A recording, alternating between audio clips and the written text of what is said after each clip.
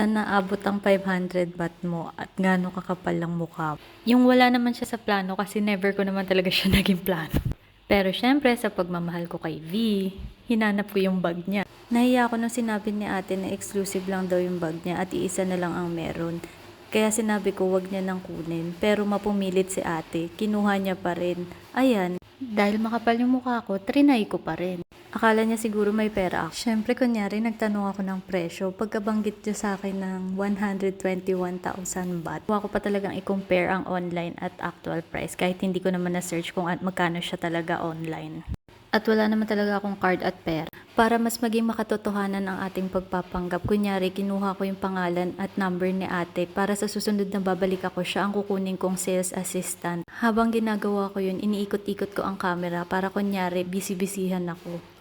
Sa sobrang kakaisip ko kung paano ako makakalabas ng hindi nahihiya, bigla ako ulit na may naalala. Ano ba yan? Syempre, hindi pwedeng hindi ko subukan. Baka naman V, baka naman si Lynn.